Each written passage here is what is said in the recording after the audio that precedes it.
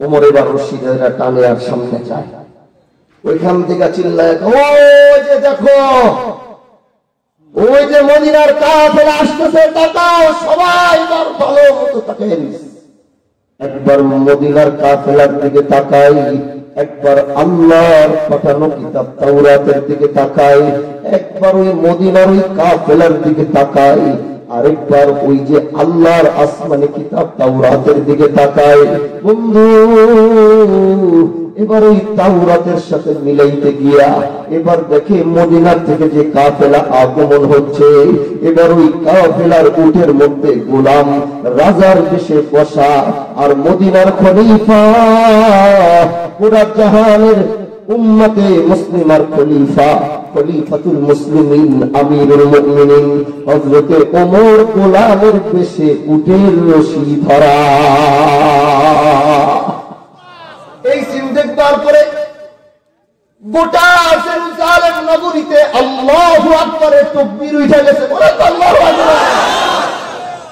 এই সিন দেখার পরে গোটা জেরুজালেম নগরীর মধ্যে আল্লাহু আকবারের ধ্বনিতে প্রকম্পিত হয়ে গেছে।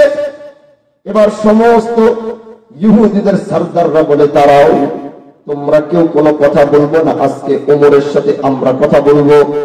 ইহুদিদের নেতারা রেডি হইলেন। ওমরের কাফেলা জেরুজালেম নগরী আকসার নগরীতে আইসা পৌঁছাবার পরে এবার সমস্ত ইহুদি পণ্ডিতরা বলে, ও খলিফা, ও আমিরুল মুমিনিন, আজকে আপনার সাথে আমাদের কোনো ঝগড়া হবে না, আজকে আপনার সাথে আমাদের কোনো মারামারি হবে না, আজকে আপনার সাথে আমাদের কোনো রক্তারক্তি হবে না, কারণ আপনি এখানে আসছেন আর আমরা আসমানি কিতাব নিয়ে বসছি।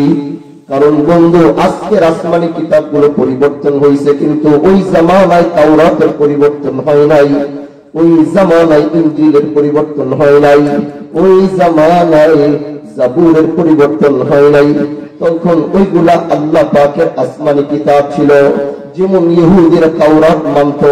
এবার এবার ওমরকে ডাক দিয়ে বলে, ও ওমর, ও খলিফাতুল মুসলিমিন, শোনেন, আপনি যখন আসছেন আর আমরা তাওরাত খুলছি, আল্লাহ পাক 1000 বছর আগে বলছে আপনার আগমনের দৃশ্যটা কেমন হবে, আর আমরা আজকে আপনার আগমনের দৃশ্যটা আল্লাহর কিতাবের সাথে মিলাইলাম।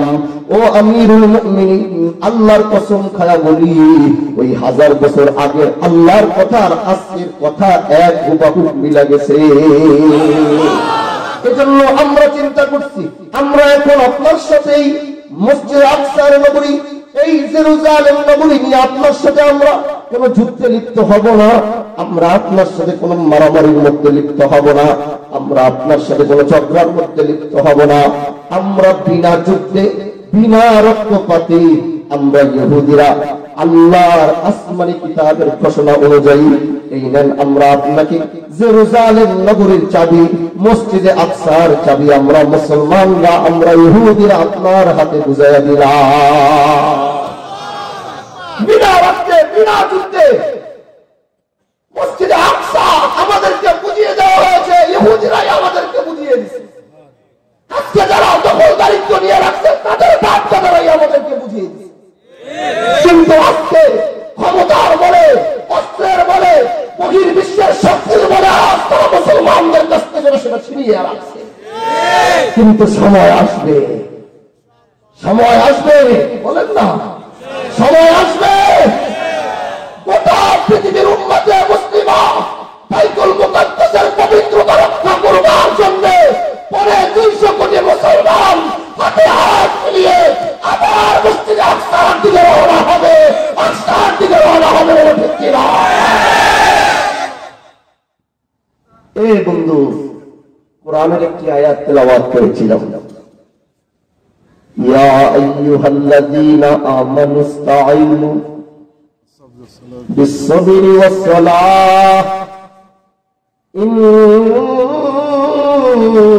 ইন্নাল্লাহা মা'আস-সাবিরিন। দুইটা শক্তির কথা আল্লাহ পাক আমাদেরকে দিয়েছেন, যেটা আমাদের প্রকৃত শক্তি, যেটা আমাদের প্রকৃত শক্তি ছিল, যেই শক্তির কথা আজ দুনিয়ার মানুষ জানে না, যেই শক্তির কথা আজ দুনিয়ার মানুষ ভুলে গেছে, যেই শক্তির কথা আজ দুনিয়ার মানুষ স্মরণ রাখতে পারে নাই, বন্ধু, কানটা খুইলা, মনটা খুইলা, অন্তর খুইলা কথাগুলো বুঝো। পারস্যের সম্রাট জিজ্ঞাসা করে, মুসলমানদের সাথে যুদ্ধ করে পারি না কেন? আমাদের অস্ত্র বেশি, আমাদের জনবল বেশি, আমাদের সেনার সংখ্যা বেশি, কিন্তু মুসলমানদের সাথে পারি না কেন?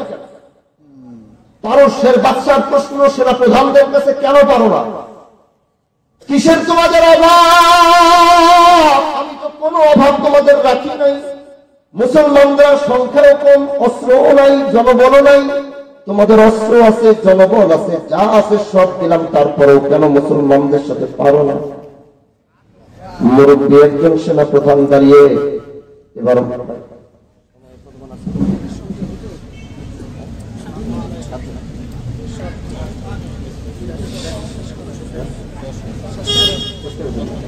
ঠিক আছে ভাই, ইনশাআল্লাহ আল্লাহ যদি বাঁচায়, আজকে অবস্থা এতটুকু রেখে গেল, হায়াতে বাঁচলে আবার আসবো, আবার এসে যদি আশা কোনোদিন হয়, আবার এখান থেকে ইনশাআল্লাহ আবার আলোচনা করব।